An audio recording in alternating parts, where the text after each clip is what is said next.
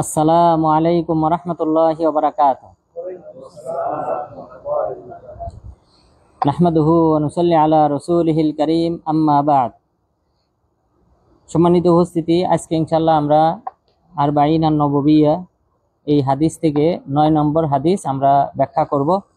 তো 9 নম্বর হাদিসে রাসূল সাল্লাল্লাহু আলাইহি ওয়াসাল্লাম বলেছেন, মা নাহাইতুকুম আনহু ফাজতানিবু ওয়া মা আমারতুকুম বিহি ফাআতু মিনহু মাস্তাতা'তুম ফাইন্নামা আহলাকাল্লাযীনা মিন ক্বাবলিকুম কাসরাতু মাসাইলিহিম ওয়া ইখতিলাফুহুম আলা আম্বিয়াইহিম। অর্থ হলো, মা নাহাইতুকুম আনহু ফাজতানিবু, আমি তোমাদেরকে যে বিষয় থেকে নিষেধ করেছি সেটা তোমরা বর্জন করো, পরিহার করো। এরপরে বললেন, ওমা আমারতুকুম বিহি ফাআতু মিনহু মাস্তাতা'তুম, এবং যে সকল কাজ করতে বলেছি সেই কাজগুলি তোমরা তোমাদের সাধ্য অনুযায়ী করো। যার যে সামর্থ্য আছে সেই সামর্থ্য অনুযায়ী করবে। যে সকল আমল করতে বলেছি সেই আমলগুলা, আর যে সকল কাজ বর্জন করতে বলেছি সেগুলা তোমরা সব বর্জন করবে। এরপরে বললেন, ফাইন্নামা আহলাকাল্লাযীনা মিন ক্বাবলিকুম কাসরাতু মাসাইলিহিম, কেননা তোমাদের পূর্ববর্তীদেরকে ধ্বংস করেছে তাদের বেশি বেশি জিজ্ঞাসা করা। তারা নবীকে বেশি বেশি জিজ্ঞাসা করত, প্রশ্ন করত বেশি, এই কারণে তারা কিন্তু ধ্বংস হয়েছে। ওয়া ইখতিলাফুহুম আলা আম্বিয়াইহিম, এবং নবী কোনো নির্দেশ দিলে তার ব্যাপারে তারা মতানৈক্য করত। তো নবীর যে যে আমল করতে বলতেন, যে নির্দেশ দিতেন, সেটাকে সরাসরি না মেনে তারা নানান প্রশ্নের মাধ্যমে এটাকে আরো জটিল করত। এই কারণে পূর্ববর্তী উম্মতের লোকজন ধ্বংস হয়েছে। তো এই হাদিসের আমরা জানি যে এই হাদিসে আরবাঈন নববী তথা 40 হাদিস যে ইমাম নববী রাহিমাহুল্লাহ এখানে উল্লেখ করেছেন, এখানে সবগুলি হলো মৌলিক, ইসলাম ধর্মের মৌলিক বিষয়কে উল্লেখ করা হয়েছে। অর্থাৎ এক একটা সূত্র, 40টা হাদিস মানেই হলো 40টা সূত্র। তো এখানে দেখেন, এই হাদিসের প্রথম অংশে একটা সূত্র, ইসলামের মৌলিক একটা সূত্র, মা নাহাইতুকুম আনহু ফাজতানিবু, আমি যা নিষেধ করেছি সেটা তোমরা বর্জন করো। তাহলে নিষিদ্ধ কাজ যত আছে সবগুলি বর্জন করতে হবে। এখানে বলা যাবে না যে যার যার সাধ্য অনুযায়ী বর্জন করবে, না, নিষিদ্ধ কাজ সবগুলি বর্জন করতে হবে। সেটা ছোট হোক বড় হোক, কবিরা গুনাহ হোক অথবা সগীরা গুনাহ হোক, সেটা বর্জন করতে হবে। তাহলে এই এই হাদিসের প্রথম অংশ, এটা একটা বিরাট একটা সূত্র ইসলাম ধর্মের, যে নিষিদ্ধ কাজ সব বর্জন করতে হবে। এই ব্যাপারে মহান রব্বুল আলামিন আয়াত অবতীর্ণ করেছেন, ওমা আতাকুমুর রাসূলু ফাখুযুহু ওয়া মা নাহাকুম আনহু ফান্তাহু, যে তোমাদের নবী তোমাদের কাছে যা নিয়ে এসেছেন সেটা তোমরা গ্রহণ করো, তোমাদেরকে যা দেবেন তোমরা সেটা গ্রহণ করবে। ওমা নাহাকুম আনহু ফান্তাহু, তিনি যদি তোমাদেরকে কোনো কিছু নিষেধ করেন সেটা তোমরা বর্জন করবে। তাহলে এই হাদিসের মতোই একই সূত্রে আল্লাহ তাআলা আয়াত অবতীর্ণ করেছেন, রাসূল সাল্লাল্লাহু আলাইহি ওয়াসাল্লাম যেটা আমল করতে বলবেন সেটা করতে হবে, আর যেটা বর্জন করতে বলেছেন সেটা থেকে দূরে থাকতে হবে। এরপর মহান রব্বুল আলামিন আরো আয়াত অবতীর্ণ করেছেন, ফালিয়াহযারিল্লাযীনা ইউখালিফুনা আন আমরিহি আন তুসিবাহুম ফিতনাতুন আও ইউসিবাহুম আযাবুন আলীম, যারা রাসূল সাল্লাল্লাহু আলাইহি ওয়াসাল্লামের নির্দেশকে অমান্য করে তারা যেন সতর্ক হয়, কেননা তাদেরকে ফিতনা বালা মুসিবত পেয়ে বসবে। নবীর নির্দেশকে যারা অমান্য করে তারা এই বিষয়ে যেন সতর্ক হয় যে তাদের উপর অচিরেই আল্লাহ তাআলার ফিতনা আবর্তিত হবে। ফিতনা ফাসাদ, তার সংসার থেকে কোনো সময় ফিতনা ফাসাদ ফুরাবে না। বালা মুসিবত, সামাজিকভাবে সে কোণঠাসা হবে, এরপর লাঞ্ছিত হবে, নানান ধরনের ফিতনা ফাসাদে সে লিপ্ত থাকবে যদি রাসূল সাল্লাল্লাহু আলাইহি ওয়াসাল্লামের নির্দেশকে কেউ অমান্য করে। এরপরে বললেন যে আও ইউসিবাহুম আযাবুন আলীম, অথবা তাদেরকে যন্ত্রণাদায়ক শাস্তি পেয়ে বসবে। আল্লাহ তাআলার পক্ষ থেকে কঠোর শাস্তি তাদেরকে গ্রাস করবে যদি তারা নবীর নির্দেশকে অমান্য করে। তাহলে এটা হলো প্রথম সূত্র, যে নিষিদ্ধ কাজ সব বর্জন করতে হবে, কারণ নিষিদ্ধ কাজগুলি হলো আল্লাহ তাআলার সীমারেখা, এই সীমারেখা অতিক্রম করা যাবে না। অর্থাৎ রেড সিগন্যাল দেওয়া, যে এই রেড সিগন্যাল অতিক্রম করা যাবে না। রাসূল সাল্লাল্লাহু আলাইহি ওয়াসাল্লাম বলেছেন, আলা ইন্না লিকুল্লি মালিকিন হিমা, আলা ওয়া ইন্না হিমাল্লাহি মাহারিমুহু, জেনে রেখো যে প্রত্যেক বাদশারই নির্ধারিত কিছু নিষিদ্ধ এলাকা রয়েছে। অর্থাৎ প্রতিটা বাদশাহই কিন্তু তার নিজস্ব কিছু অঞ্চল থাকে, সেখানে কিন্তু আম পাবলিক প্রবেশ করতে পারে না, সেখানে তাদের প্রবেশ নিষিদ্ধ। আমাদের দেশে যে ক্যান্টনমেন্ট আছে, এখানে কি সাধারণ মানুষ প্রবেশ করতে পারবে? পারবে না, এটা সরকারিভাবেই নিষিদ্ধ। এখানে অন্য কেউ, সামরিক বাহিনীর লোক ব্যতীত কেউ প্রবেশ করতে পারবে না। তো অনুরূপ আল্লাহ তাআলারও অনুরূপ নিষিদ্ধ অঞ্চল রয়েছে।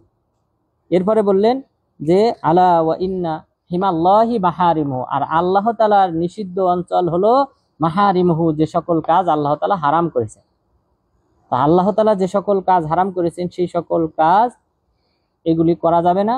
যদি কেউ করে তাহলে তা আল্লাহ তাআলার সীমারেখা, রেড সিগন্যাল যেখানে দিয়েছেন সেটা সে অতিক্রম করলো। এরপর যদি সেটা শিরিক হয় তাহলে সে জাহান্নামী হবে চিরস্থায়ীভাবে, যদি সেটা কুফরি হয় তাহলেও সে চিরস্থায়ী জাহান্নামী হবে, যদি সেটা নিফাকি হয় তাহলেও সেটা চিরস্থায়ীভাবে জাহান্নামে যাওয়ার কারণ হবে। আর যদি কবিরা গুনাহ হয়, সাধারণ কবিরা গুনাহ, তাহলে তাহতা মাশিয়াতিল্লাহ, সে আল্লাহ তাআলার ইচ্ছাধীন থাকবে। আল্লাহ যাকে চাইবেন ক্ষমা করবেন, যাকে চাইবেন জাহান্নামে আগুনে পোড়াবেন, পোড়ানোর পর এরপরে ক্ষমা করবেন। তো তাহলে এই নিষিদ্ধ আল্লাহ তাআলা যে সকল কাজ হারাম করেছেন সেই কাজ থেকে আমাদেরকে দূরে থাকতে হবে। এটা হলো প্রথম অংশ হাদিসে। দ্বিতীয় অংশে রাসূল সাল্লাল্লাহু আলাইহি ওয়াসাল্লাম বললেন, ওয়ামা আমারতুকুম বিহি ফাতু মিনহু মাসতাতাতু, আমি তোমাদেরকে যে নির্দেশনা দিয়েছি সেটা তোমরা সাধ্য অনুযায়ী আমল করো। যার যে সামর্থ্য আছে সেই অনুযায়ী আমল করতে হবে, এখানে বাড়াবাড়ি করা যাবে না। অর্থাৎ এটা হলো সুন্নতের ক্ষেত্রে, সুন্নত নফল এই সকল কাজের ক্ষেত্রে ফরজগুলা যেভাবে আছে আমাদেরকে সেভাবে আদায় করতে হবে। ফরজে কোনো প্রকার, ফরজের ক্ষেত্রে বলা যাবে না যে সাধ্য অনুযায়ী আদায় করতে হবে, ফরজটা সবাইকে আদায় করতে হবে। তবে ফরজের ক্ষেত্রে আল্লাহ তাআলা ছাড় দিয়েছেন, যার দাঁড়িয়ে সালাত আদায় করার সামর্থ্য নাই সে বসে আদায় করবে, বসে সামর্থ্য না হলে শুয়ে। এখানেও আল্লাহ তাআলা কিছু ছাড় দিয়েছেন, তাও বান্দার কুদরত সামর্থ্যের উপর ভিত্তি করে। তো এই ফরজগুলো তো আদায় করতে হবে, কিন্তু নফল সুন্নাত যেগুলি আছে সেইগুলোর ক্ষেত্রে বাড়াবাড়ি করা যাবে না, সেগুলি আদায় করতে হবে মাসতাতাতুম, তোমাদের সাধ্য অনুযায়ী, সামর্থ্য অনুযায়ী। আপনারা জানেন যে রাসূল সাল্লাল্লাহু আলাইহি ওয়াসাল্লামের কাছে তিনজন সাহাবী আসলেন, বাসায় না পেয়ে রাসূল সাল্লাল্লাহু আলাইহি ওয়াসাল্লামের স্ত্রীদের কাছে জিজ্ঞাসা করলেন তিনি কি আমল করেন। তা যখন তারা এই আমল সম্পর্কে তাদেরকে অবহিত করলেন, অবহিত করার পর তারা নিজেরা মনে করলো যে আমরা যে আমল করি এটা কম। তখন তারা বলল, একজন বলল যে আমি সারাদিন কি করব, সিয়াম পালন করব। আরেকজন বলল আমি সারা রাত তাহাজ্জুদে সালাত আদায় করব। আরেকজন বলল আতাজিলুন নিসা, আমি বিবাহ করব না। রাসূল সাল্লাল্লাহু আলাইহি ওয়াসাল্লাম এই তিনজনের বক্তব্য শোনার পর তিনি কি বললেন, ফামান রাগিবা আন সুন্নতি ফালাইসা মিন্নি, যে আমার সুন্নত থেকে বিমুখ হবে সে আমার উম্মতের অন্তর্ভুক্ত না। আমি তাহাজ্জুদে সালাত আদায় করি, আমি ঘুমাই, আমি, আমার স্ত্রী আছে, আমি তাদের হক আদায় করি, আমি বিবাহ করেছি, সুতরাং যদি কেউ বিবাহ না করে সে আমার উম্মতের অন্তর্ভুক্ত না। এরপরে বললেন যে আমি সিয়াম পালন করি, আবার সিয়াম পরিহারও করি। এমন না যে আমি সারা বছর 12 মাস কাল সিয়াম পালন করি, আমি সিয়াম পালন করি, মাঝে মধ্যে সিয়াম ছাড়ি, সবসময় সিয়াম রাখি না। সুতরাং আমার এই সুন্নত থেকে যে বিমুখ হবে সে আমার উম্মতের অন্তর্ভুক্ত না। অথচ তিনজনের আমলের দিকে আপনি যদি তাকান, তারা যে শপথ করেছিল আমাদের দৃষ্টিতে তো ভালো ভালো শপথ করেছিলেন, তারা যে ভালো আমলের জন্যই তারা শপথগুলা করেছিলেন। কিন্তু রাসূল সাল্লাল্লাহু আলাইহি ওয়াসাল্লাম বললেন আমার আদর্শের বাহিরে গিয়ে কেউ যদি বাড়াবাড়ি করে ধর্ম নিয়ে, তাহলে সে আমার উম্মতের অন্তর্ভুক্ত না। তো এটা হলো সুন্নতের ক্ষেত্রে। তাহলে সুন্নত আদায় করতে হবে আমাদের সবার সামর্থ্য অনুযায়ী। এরপরে এই ব্যাপারে মহান রব্বুল আলামিনও আয়াত অবতীর্ণ করেছেন যে ফাত্তাকুল্লাহা মাসতাতাতুম, তোমরা আল্লাহ তাআলাকে ভয় করো তোমাদের সাধ্য অনুযায়ী। এরপরে বলেছেন লা ইউকাল্লিফুল্লাহু নাফসান ইল্লা উসআহা, আল্লাহ তাআলা কোনো ব্যক্তির উপর তার সাধ্যের বাহিরে কোনো দায়িত্ব চাপিয়ে দেন না, কোনো আহকাম বিধিবিধান চাপিয়ে দেন না। সুতরাং যার যার সামর্থ্য রয়েছে সেই সামর্থ্য অনুযায়ী আমল করতে হবে। তো এই পয়েন্টে কিন্তু পথভ্রষ্ট হয়েছে সুফিরা, সুফিবাদ অর্থাৎ পীরপন্থী যারা, তারা কিন্তু এই পয়েন্টে পথভ্রষ্ট হয়েছে। অনেক পীরপন্থী আছে যারা গোশত খায় না, মনে করে যে গোশত খাইলে শরীরে আলাদা একটা এনার্জি আসবে, শক্তি আসবে, শাহওয়াত, বিবাহের প্রতি, নারীদের প্রতি লোভ লালসা জাগবে। এই যে চিন্তা চেতনা, এটা সম্পূর্ণ ইসলাম বিরোধী চিন্তা চেতনা।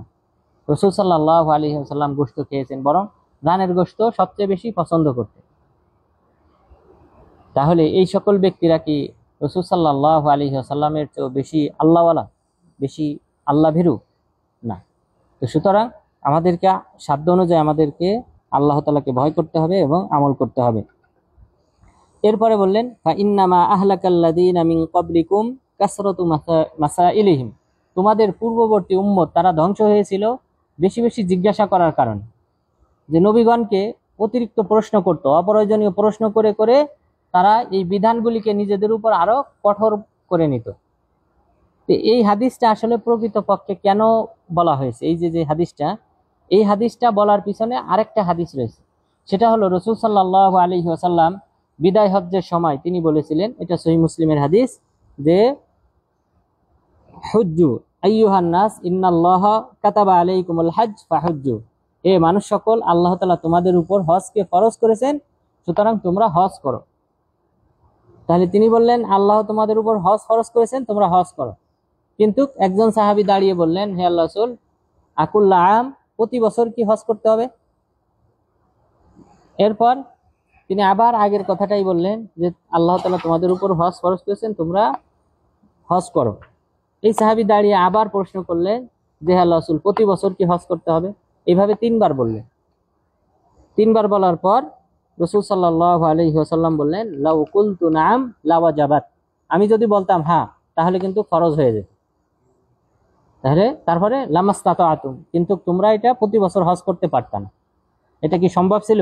আপনারা জানেন এখন যে হজের আইন কানুন এবং যে অর্থ সম্পদ ব্যয় হয়, প্রতি বছর যদি হজ ফরজ হইতো আমাদের উপর, তাহলে কি অবস্থা হইতো? কতজন মানুষের পক্ষে প্রতি বছর হজ করা সম্ভব হইতো? তারপর নারীরা রয়েছে, নারীরা কত দুর্বল, তাদের পক্ষে হজ করাটা অনেক কঠিন। আল্লাহ তাআলা জীবনে একবার ফরজ করেছে। তো এই বাড়তি প্রশ্নের কারণে বিধানগুলি কি হয়ে যায়, শক্ত হয়ে যায়, কঠিন হয়ে যায়।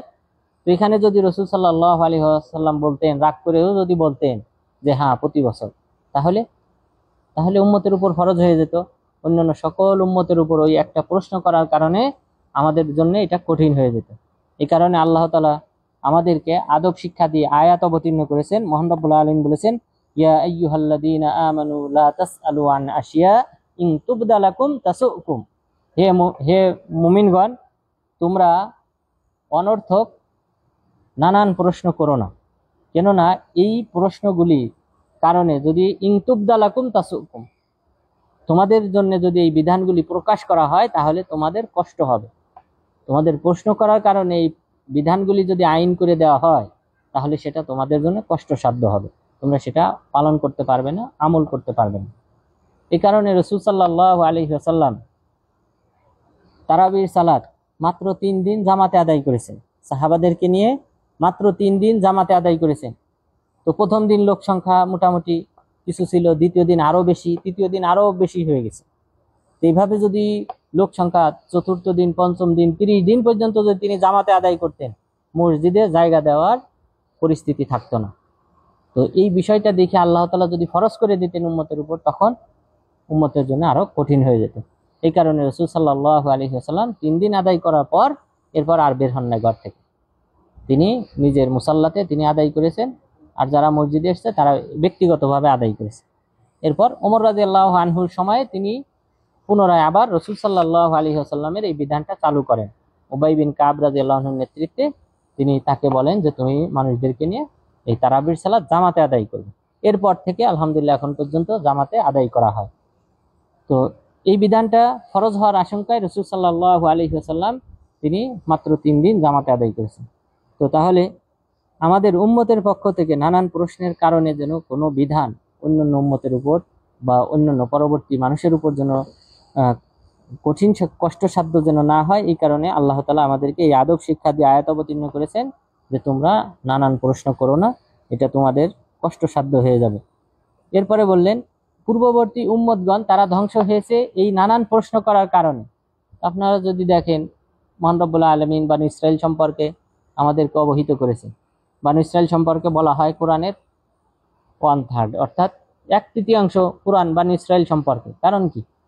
কারণ আমরা যেন এই বানি ইসরায়েলের যে স্বভাব রয়েছে সেই স্বভাবে যেন আমরা নিজেরা নিজেদেরকে আহ এই স্বভাবে নিজেদের গা ভাসিয়ে না দিই, বরং আমরা যেন তাদের থেকে শিক্ষা নিই এবং এই সকল এই বদ অভ্যাসগুলি, খারাপ অভ্যাসগুলি যেন আমরা বর্জন করি। এই কারণে আল্লাহ তাআলা এই কোরআনে বানি ইসরায়েলের ঘটনাগুলি উল্লেখ করেছে।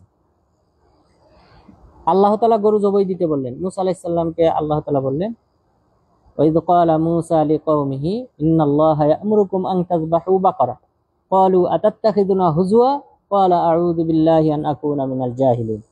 মুসা আলাইহিস সালাম বললেন, আল্লাহ তাআলা তোমাদেরকে একটা গরু জবাই করতে বলেছেন। যে ব্যক্তি মারা গেছে সেই ব্যক্তিকে একটা গরু জবাই করে তার গোশত তোমরা ওই ব্যক্তির গায়ে আঘাত করলে সে জীবিত হয়ে বলে দেবে কে তাকে হত্যা করেছে। তো তোমরা একটা গরু জবাই করো। বনী ইসরাইল বলল যে আতাত্তাখিযুনা হুজওয়া, মুসা আলাইহিস সালামকে, যে তুমি আমাদের সাথে ঠাট্টা বিদ্রুপ করো, গরু জবাই করে গোশত তার গায়ে আঘাত করলে সে জীবিত হয়ে যাবে, তুমি কি আমাদেরকে ঠাট্টা বিদ্রুপ করো আমাদের সাথে? নবীকে বলতেছে। মুসা আলাইহিস সালাম বললেন, আউযু বিল্লাহি আন আকুনা মিনাল জাহিলিন, আমি জাহিলদের অন্তর্ভুক্ত হব, এ থেকে আল্লাহ তাআলার কাছে পানা চাই, আশ্রয় চাই। এরপরে তারা প্রশ্ন করলো যে এই গরু কেমন হবে, গরু কেমন হবে? মুসা আলাইহিস সালাম বললেন যে লা বিকরুন আওয়ানুম বাইনা যালিকা ফাফআলু মা তু'মারুন, এই গরুটা যেন অধিক বয়সী না হয়, আবার কম বয়সী যেন না হয়। তো কম বয়সীও না আবার অধিক বয়সীও না, তাহলে মধ্যম বয়সী যেন হয় গরুটা, এমন একটা গরু দেখে তোমরা জবাহ করো। তখন তারা বলল, তাহলে রং কেমন হবে? মা লাউনুহা, এই গরুটার বুঝলাম যে বয়স সম্পর্কে বুঝলাম, তাহলে গরুর রং কেমন হবে? তখন তিনি বললেন যে আল্লাহ তাআলা বলেছেন তাসুরুন নাযিরিন সাফরা, যে এই রংটা হবে হলুদ রং এবং যা মানুষের দৃষ্টি কাড়বে, নজর কাড়বে, এমন একটা হলুদ রং বিশিষ্ট একটা গরু জবাই করতে হবে। বনী ইসরাইল তবু আবার প্রশ্ন করলো যে আমাদের কাছে এখনো অস্পষ্ট, তাহলে কেমন গরুর আরো কোনো গুণাগুণ বলেন। তখন তিনি বললেন যে আল্লাহ তাআলা বলেছেন যে গরুটা যেন লা যালুলুন তুসিরুল আরদা ওয়ালা তাসকিল হারস, যে এটা যেন চাষাবাদের কাজে এবং পানি সেচের কাজে ব্যবহার হয় নাই, এমন একটা গরু তোমরা জবাহ করো। তাহলে দেখেন কতগুলা প্রশ্ন করা হলো। প্রথমে তো মুসা আলাইহিস সালামকে বললেন তুমি ঠাট্টা বিদ্রুপকারী, তারপরে বর্ণনা দিতে বললেন বয়স সম্পর্কে বললেন যে মধ্যম বয়সী, এরপর রং সম্পর্কে বললেন হলুদ বর্ণ বললেন, এরপরে বললেন যে এই কোনো প্রকার কাজে লাগানো হয় নাই যে প্রাণীটা, যে গরুটা, এমন একটা গরু তোমরা চয়ন করো। তারপর তারা এই প্রাণীটা গরুটা জবাহ করে, জবাহ করার পর তারপর ওই গোশতটা যখন ওই মৃত ব্যক্তির গায়ে আঘাত করা হয় তখন সে জীবিত হয়ে বলে দেয় যে তার চাচাতো ভাই সে হত্যা করেছে, তার নিজের আপন চাচাতো ভাই হত্যা করে অপর একটা গোত্রের বাড়ির সামনে তাকে রেখে আসে, যেন ওই গোত্রের উপর বনী ইসরাইলের লোকজন আক্রমণ করে, এই কারণে আরেক গোত্রের কাছে সেখানে নিয়ে রেখে আসে। তো সে মৃত ব্যক্তি বলে দেয়। তো এই হলো বনী ইসরাইলের নানান প্রশ্ন। তো আল্লাহ তাআলা রাসূল সাল্লাল্লাহু আলাইহি ওয়াসাল্লাম বললেন যে পূর্ববর্তী উম্মত ধ্বংস হয়েছে এই নানান প্রশ্ন করার কারণে, সুতরাং তোমরা এইরকম নানান প্রশ্ন করো না। ওয়াইখতিলাফুহুম আলা আম্বিয়াইহিম, এবং নবীদের ব্যাপারে তারা নানান মন্তব্য করত, নানান ইখতিলাফ করত। নবী একটা নির্দেশ দেওয়ার পরও তারা সেটাকে আমলে বাস্তবায়ন করতো না, বরং নিজেরা নিজেদের মাঝে নানান ধরনের মতানৈক্য করত, এই কারণে তারা ধ্বংস হয়েছে। সুতরাং তোমরা তাদের এই অভ্যাস তোমরা নিজেদের মাঝে নিবা না, বরং তোমরা এই আল্লাহ এবং তার রাসূল যে কোনো নির্দেশ দিলে তোমরা সেটা বাস্তবায়ন করবে, আমল করবে, কোনো নিষেধ করলে সেটা থেকে তোমরা দূরে থাকবে। তাহলে আজকের আলোচনায় আমরা যে বিষয়টা জানলাম যে রাসূল সাল্লাল্লাহু আলাইহি ওয়াসাল্লাম আমাদের কাছে যে সকল বিধিবিধান নিয়ে এসেছেন সেই সকল বিধিবিধান যদি হারাম সংক্রান্ত হয়, নিষিদ্ধ কাজ সংক্রান্ত হয়, তাহলে সেটা বর্জন করতে হবে, সেটা ছোট হোক বড় হোক, কবিরা গুনাহ হোক অথবা সগীরা গুনাহ হোক, সেটা বর্জন করতে হবে। আর যদি সুন্নত সংক্রান্ত যে সকল নির্দেশনা আল্লাহ এবং তার রাসূল দিয়েছেন সেই সুন্নতের ক্ষেত্রে বাড়াবাড়ি করা যাবে না, যার যার সাধ্য অনুযায়ী আমল করতে হবে। এরপর নবীকে নানান ধরনের প্রশ্নের সম্মুখীন করা যাবে না। তো আল্লাহ তাআলা যেন আমাদেরকে রাসূল সাল্লাল্লাহু আলাইহি ওয়াসাল্লামের আনুগত্য করা, আল্লাহ তাআলার আনুগত্য করার মাধ্যমে তার নৈকট্য অর্জন করার তৌফিক দান করেন। আমিন। ওয়া সাল্লাল্লাহু আলা নাবিয়্যিনা মুহাম্মদ ওয়া আলা আলিহি ওয়া সাহবিহি আজমাইন। কারো কোনো প্রশ্ন থাকলে করতে হবে। কারো কি প্রশ্ন থাকলে করেন নামাজ সম্পর্কে